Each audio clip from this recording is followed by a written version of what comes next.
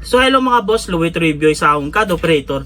So ang gagawin natin ngayon mga boss is tuturuan ko kayo kung paano gumawa ng title block na automatic scale na siya mga boss. Ipipindot mo yung scale mo, ano gusto mo, automatic yung title block mo na mag-scale na din. So wag ngayong patagalin pa mga boss, simulan natin, intro muna tayo.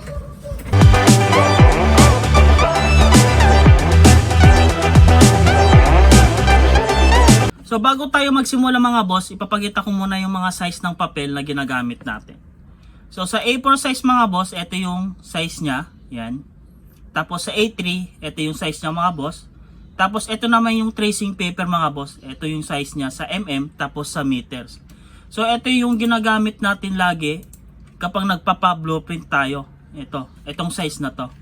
So madami pang size ng depende na sa inyo, i-search nyo lang sa Google yung mga size ng papel na gusto nyong gamitin. So tapos i-convert nyo sa mm or sa meters. So yan, alam na natin yung mga papel natin. Next naman natin dito sa scale. Dito sa scale mga boss, punta kayo dito sa may baba. Ito, makikita nyo itong mga scale natin to. Yan. Ito kasing 1:1 hanggang 1:100, itong scale na to. Pag mm lang to mga boss. Yan. So ang gagawin natin mga boss, wala tayong pang meter dito, kaya mag-a-add tayo sa pang meters. Ayan. So sa mga meters dyan na gumagamit, i-add nyo to. Ayan. So mag-ano tayo para meron kayong scale sa meter. Custom. Punta kayo dito. Baba kayo lang. Tapos makita nyo itong custom mga boss. Tapos mag-a-add lang tayo ng pang meter. 1:100. Lagyan nyo na lang din ng M para makita nyo kung para saan yung scale na yon. So ito pang meter, 1:1 na pang meter. So okay na yan. Tapos yung drawing units natin mga boss, ilagay nyo to 0.01 0.01. Tapos okay, yan. Tapos move up nyo lang para arrangement yung pagkakaano natin ng scale. Add natin ulit. Sample natin itong 1:2 mga boss. Yan. 1:2. Tapos lagyan natin ng M. Tapos 0.02. Yan. Tapos okay, meron na tayo ulit. So kayo na lang maglagay itong mga iba boss para hindi tayo matagalan. Tapos okay natin. Next natin, ito na naman gagawa tayo ng title block natin mga boss na size niya is A4 size. So type lang natin itong size ng papel mga boss. Ang gawin niyo lang diyan is rec. Yan. Enter. Click nyo yan. Tapos, ilalagay natin yung size ng papel. 297 tab 210. So, ayan na mga boss yung size ng papel natin ng A4 size. So, next naman natin, i-offset natin siya ng depende sa inyo anong margin yung ginagamit nyo. So, offset lang natin ng 10 mga boss. Offset. Tapos 10. Yan. Kasi dito mga boss, i-offset natin siya. Explode natin muna. Offset natin siya ng 15. So, yan. Tapos, trim na natin. So, ito na yung pinaka-margin natin. Itong area na to sa may loob. Yan. So, ang gagamitin natin dito mga boss, ako mga boss, ang ginagamit ko is offset. Mga 25 mm. Yan. Okay na yan. Sakto na yan mga boss, yung 25 mm. So next natin, offset natin siya ng 5 pababa. Yan, ito yung lalagyan natin dito ng parang ganyan na siya, 'di ba? Yan. Tapos yan. Tapos yan, 'di ba may ganyan tayo? Yan. Tapos dito mga boss, ito kasi yung size na ginagamit ko. So sa text mga boss na nilalagay ko dito sa may yung sa A4 size mga boss, 1.8. Yan. Sa mm is 0.18. Sa A3, tapos sa tracing paper mga boss, 2.5 na. Yan. 0.25. So, ito kasi, nakapit na kasi sa A4 size. Saktong-sakto na siya doon sa lalagay kong text mga dito. Yan. So, ang gawin nyo lang dyan mga boss para makapaglagay kayo dito. Click nyo lang to. Tapos text. So, meron na tayo ditong ginawa kanina. Yan. 1.8 na text. Yan. Mag-new lang kayo. Tapos, 1.8. Depende sa inyo anong gagamitin nyo rename. Na text. My text. Sabi nyo na lang natin. Text. Yan. Kunwari ganyan mga boss, okay natin. Tapos 1.8, nakaset naman na sa set. Tapos close.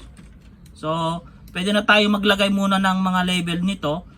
So, ang kakalabasan niya mga boss, ganito na siya. Kunwari, text. Siyempre, maglalagay kayo nitong ganito. Yan. Aayusin nyo siya. Project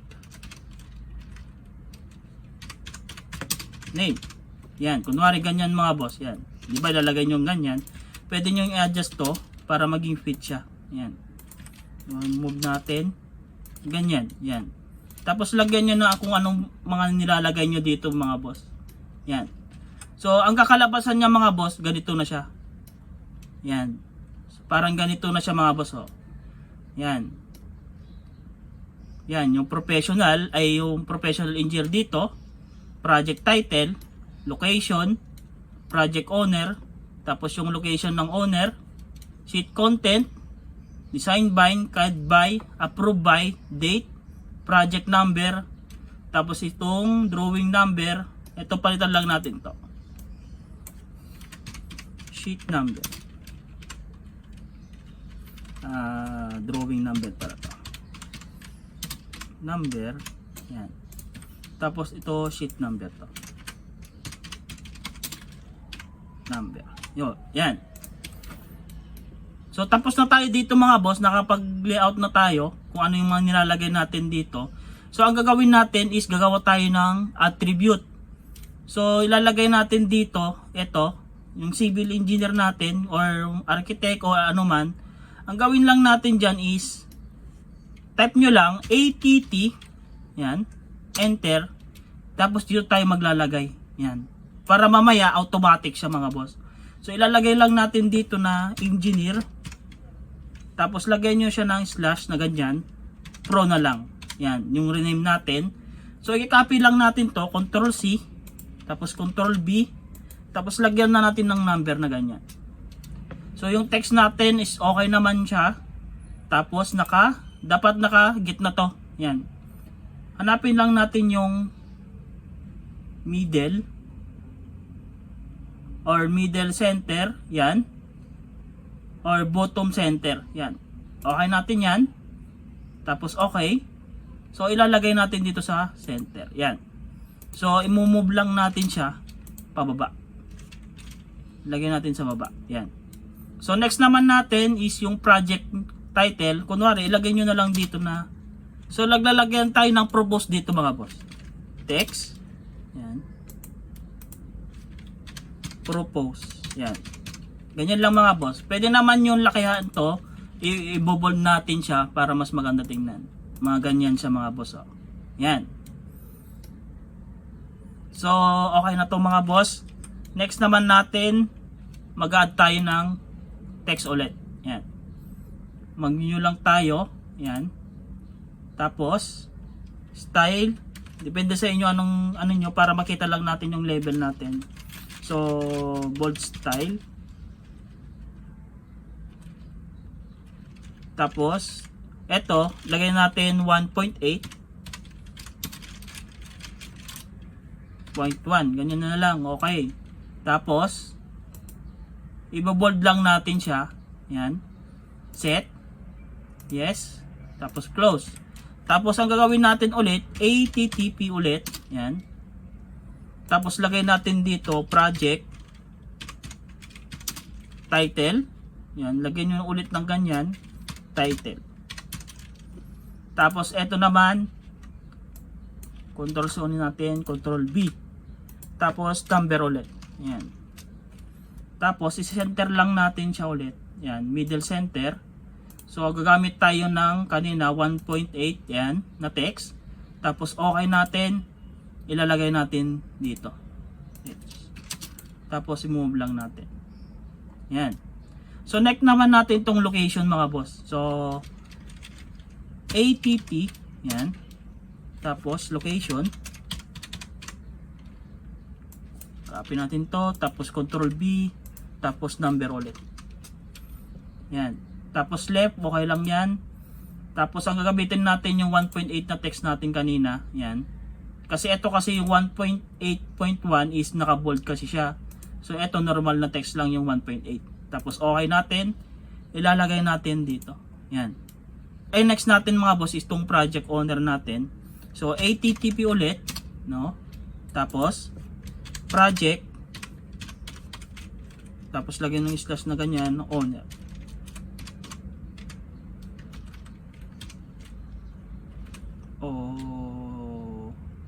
Owner. Yan. Tapos Control C, Control B, tapos number ulit mga boss, yan. Tapos isi-center natin ulit siya. Or top center natin. Top center, yan. Tapos okay natin, nilalagay natin dito. Yan. Tapos move lang natin to ng line ng konti. Mga ganyan, yan. Tapos ilalagay ulit natin yung location ng owner. So ATT, yan. Tapos location of owner. Location owner. Yan. Tapos lagyan nyo ng ganyan. Tapos copy natin to, Control C, Control B, tapos number ulit. Tapos okay natin. Lalagay natin dito. Yan. So ganyan lang mga boss. Tapos lalagay natin ditong sheet number mga boss. So AT team ulit natin. Yan. Let's say natin sheet number. Lagay nyo ng ganyan, number. Tapos yan.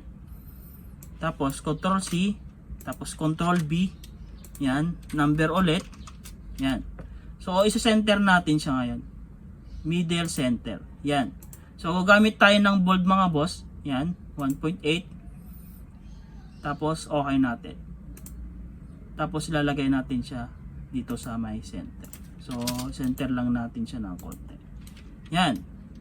Tapos ito naman yung page ng mga boss. Yan. Tapos iti-text natin ATT. Yan. Sheet number or page number muna. Page number. Yan. Tapos Control C, Control B, tapos number, tapos 1.8, tapos i-center lang natin siya. Middle center. Tapos okay na natin, ilalagay natin dito. Yan, sa may gitna. Yan. So ito naman yung page number na mga boss. Page number, tapos itong total number mga boss. So ATT, yan. Tapos total number. Tapos Control C, Control B, tapos number natin ulit. Tapos i-center natin siya mga boss, middle center. Tapos okay natin, ilalagay natin dito. Yan. Move lang natin ng konti. Yan. So kung makikita nyo mga boss, meron siyang ganito, parang nang lumampas siya. Okay lang yan mga boss, huwag kayong mag-alala kasi mamaya i-dynamic block naman natin siya mga boss. So kayo na lang bahala maglagay nitong mga iba. Ito. So ATTP nyo lang. Yan. Tapos kung gusto nyo lagyan yan. So design.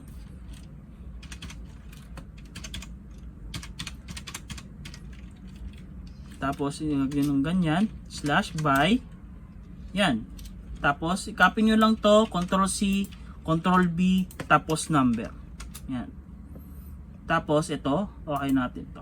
Tapos lagay nyo lang ganyan dito. Yan. Okay lang pag lumagpas na ganyan. Okay lang mga boss. Kasi ang ilalagay nyo lang naman yung code ng nag-design. Hindi naman buong pangalan. Pag natapos nyo mga boss, kapag nalagay nyo na lahat, is ang gagawin na natin is ibablock na natin to. Yan. So ang gawin nyo lang, block, enter, yan. So lagyan natin A4 size paper. Yan. Tapos pick a point. Yan. Select nyo dito. Tapos select object. Select nyo dito. Yan. Tapos enter. Para maging automatic na skill sa mga boss, ang ginagawa kasi ng iba, ino-okay na. So tayo, ipindit nyo tong annotative. Yan. Click nyo yan. Kung ano yung skill na gusto mo dito sa papel mo mga boss, automatic na siya. So pindit nyo tong annotative na to bago nyo siya i-save. Tapos okay na natin. Okay. So makikita nyo naka-dynamic block na siya. Yan. Pwede niyo siyang palitan. Yan. So, kayo na bahala dun sa mga iba. So, nakikita ko sa ibang mga video mga boss, ang ginagawa nila, dito kayo nag-edit, no? Dito. Parang dino-double click nyo yan. Tapos, isa-isahin nyo yan na i-edit, no? So, sa atin mga boss, hindi ganon. Ang gagawin nyo dyan mga boss, dito kayo mag-edit, mas maganda. So, kunwari, madami to. Copy. Yan. Copy. Yan. Kunwari, 6 na sheet to mga boss. Tapos, dito kayo nag-edit, double click. Yan. Project title natin mga boss, yan. Kunwari, bungalow. Yan. Apply. So makikita nyo kasi mga boss, ito lang yung nagbago. Pero yung mga ibang mga boss yan, hindi siya nagbago mga boss. Oh. Yan. So ang gawin nyo dyan, pag maganyan mga boss, para mas mabilis kayo, i-highlight nyo lahat. Yan. Tapos right click. Tapos properties. So dito kayo mag-edit mga boss. Yan. So tingnan natin yung bungalow natin. So, project title, bungalow. So, click nyo dito mga boss. Makikita nyo yung ano natin, bungalow. Yan. Makikita nyo, nagbago lahat. Yan. Yan. So, yan. Mga boss, yan o. So, i-click natin yung location ng ano, project natin. So, San Juan. Mga ganyan sample. Yan. San Juan, La Union. Yun, parang ganyan mga boss, sample natin. Tapos click nyo lang dito. Lahat ay nagbago na. Yan. Ito kasi yung wala. Ito kasi yung wala mga boss pag nag-ano sila ng title block. Yan mga boss. Oh. Yan. San Juan. Yan. Nakikita nyo mga boss. Nagbago na lahat. Ganun lang gawin nyo. Pero dito sa ano natin, sheet number mga boss, mano-mano talaga yan. Talagang ikaw maglalagay ng isa-isa. Dito sa mga sheet natin. Kunwari ito. A1, yan. A2, yan. Isa-isa talaga yan mga boss. Yan. Pero yung magkakaparehas mga boss, pwede nyo siyang i-highlight na. Tapos punta kayo dito sa baba. Ito yung gawin nyo. Yan.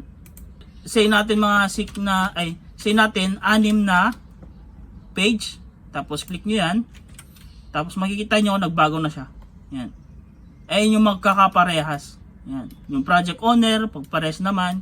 Yung profession ng engineer, yan. So next naman natin i-scale natin siya mga boss. So ang ano natin kung ano yung skill. So okay na tayo dito mga boss kung paano gumawa ng title block. So next naman natin ito. Kunwari ito mga boss, naka title block na to. Ito yung size ng tracing paper mga boss, ito. Yan. Save lang din dito mga boss. So ang gagawin nyo lang dyan mga boss para i-scale nyo to. So i-copy lang natin to. Sa pag-scale naman mga boss, ganitong gawin nyo. So, gusto ko natin i-scale to ng 1:100. Yan. Click nyo lang yan. Makikita nyo dito mga boss. Yan. Ito, annotative scale. Pindot nyo lang yan mga boss. Tapos mag-a-add tayo. Mag-a-add tayo ng 1:100. I-scale natin tong papel natin sa 1:100. So, sa meters naman mga boss, di ba sinabi ko na sa inyo? Yan. Pag sa meters kayo, sinabi ko naman sa inyo na mag-add kayo dito. Yan, custom natin. So add natin yung 1:100. 1:100 M. So sa drawing natin 0.10. Yan, okay natin. So meron na tayong 1:100 na meters. Tapos okay natin. So next natin, i-highlight nyo lang to. O i-click nyo lang. Tapos punta kayo dito kung ano yung gusto nyong scale. So add tayo ng scale. Say natin siya ng 1:100. Tapos okay. Yan. Tapos i-delete nyo lang yan. Tapos okay nyo lang. Automatic na siya na 1:100. Ang scale nito is 1:100 na mga boss. Sa meters naman mga boss, ang gawin nyo dyan, click nyo lang to ulit. Tapos punta kayo dito. Click nyo to. Tapos add. Tapos itong 1:100 sa meter. Okay. Ito, i-delete na natin itong 1:100 sa mm. Delete. Tapos okay. Automatic na siya mga boss. Kung makikita nyo maliit kasi yung sa meters, yan na. Yan. Ganun lang mga boss, kadali gumawa ng title block na automatic na siya. So meron tayo ditong sample, siguro para-pares naman tayo ng standard na ginagamit dito sa Pilipinas na title block. Ito na siya mga boss, oh. Yan. So naka-arrange na siya mga boss. Ito kasi wag kayong mag-edit dito. Mas maganda mag-edit kayo dito. Yan. Kunwari, location, San Juan, La Union. La Union. Yan, shout out sa mga taga La Union. Tapos tab nyo lang, yan, tab nyo lang kung ano yung sheet number, yan. Dito kayo, yung mga sheet number, ayun mga boss. Yung mga sheet number, total page, drawing number, andito na lahat mga boss. Yan, gumawa na lang ako para sa tracing paper para hindi na kayo mahirapan. So, ang gawin nyo lang ulit dyan, kung gusto nyo ng 1:100 na scale, click nyo lang to, yan, add, yan. Add natin yung 1:100. Okay. Tapos delete nyo lang. Tapos okay. Yan. Naka 1:100 na yung scale nyo. So, ganun lang kadali mga boss. So, ito yung mga boss, pwede nyo kopyahin sa akin. Itong title block na to, nagawa ko na. So, pwede naman kayo gumawa ng sarili nyo. So, hanggang dito na lang ulit mga boss. Sana nakatulong tong video na to para hindi na kayo mahirapan sa pag-scale or pag-plot ng drawing nyo sa title block nyo. So, hanggang sa muli mga boss, paalam na.